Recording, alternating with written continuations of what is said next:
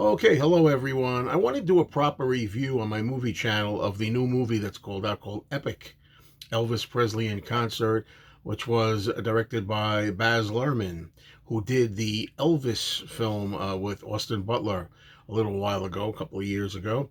And I had mixed reaction really to that Elvis movie of his life with Austin Butler.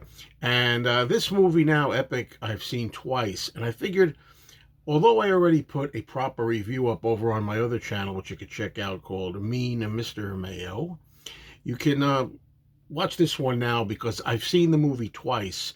And I want to do an official review here, but I want to talk about it a little differently. The first time I saw it, I thought the beginning of the movie, I don't know, the first half hour or more, was a little too much of a bio where we kind of got Elvis's backstory. That's what I said originally when I saw it, but after I knew what to expect, seeing it the second time, I appreciated it more. I now feel that it was necessary to maybe give newbies, maybe people who don't already know all about Elvis, a quick idea of his career, showing him on Ed Sullivan, showing him with home movies at home, showing when he was in the Army and some of the early interviews with him and how he was the heartthrob.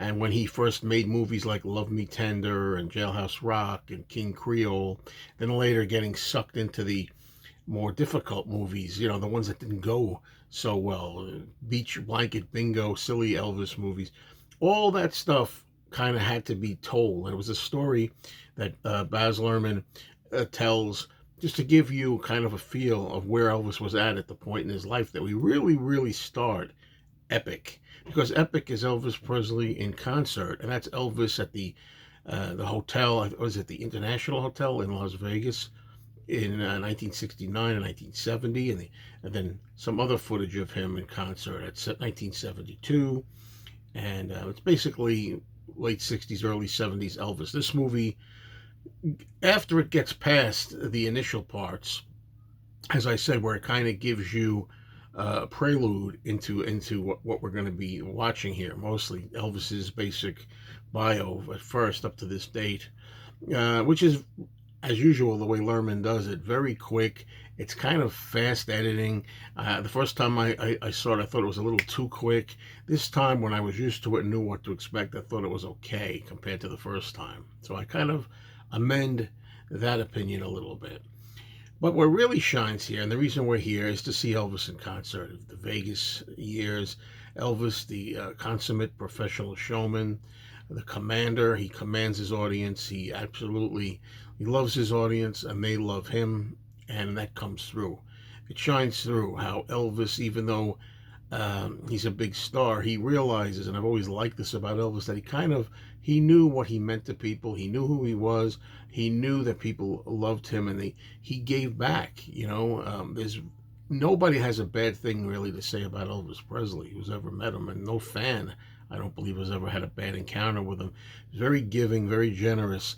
The way in the movie you see him perform, giving it his all, and then some, and also going out to the audience down to kiss the women and actually make them feel special, and he knows that he's got this kind of power, this aura about him, whether he really asked for it or not. He comes to terms with it, and he realizes what he means to the fans.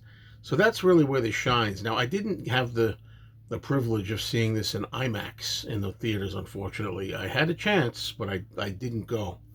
I went after the fact twice so far. I'm thinking of a third time with another person, and it was a matter of not being able to appreciate the great IMAX sound and picture, but it's still pretty powerful, even on a standard screen. I think this is a movie that has to be seen on the big screen. If you have a good system at home, if you have a big surround audio system, so much the better. But I don't think any subsequent home viewing by me on my TV at some point in the future will ever match this experience. So get out and see it if you still have a chance. I don't think it's a great movie. I think it's a good movie. I give it maybe 3 out of 4 stars on a scale of 4. I just love the way it really gets into Elvis, the performer. You know, Elvis with his charisma, his magnetism, the allure that he has. It's all there on display. And you get to hear some good songs in this.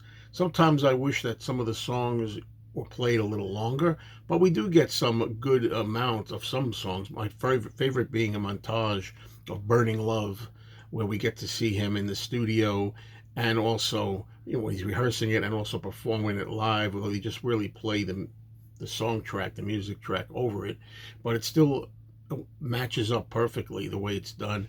There's a scene in there where he sings Little Sister and the Beatles Get Back. He kind of does a little jam between the two of them. Does a few Beatles songs there, including Something and Yesterday. Just a little bit, though, not a lot of those two songs. It's great to hear him do Suspicious Minds. It was one of the ones I like. One of the segments I like is the song Love Me that he did in the 50s, which is kind of varies from the slower version to a more upbeat version. Two different pitches, you know, which I kind of like. And also in the Ghetto is a nice moment. Yeah, it has its moments, and it's well recommended to Presley fans and newbies who may just discover the King.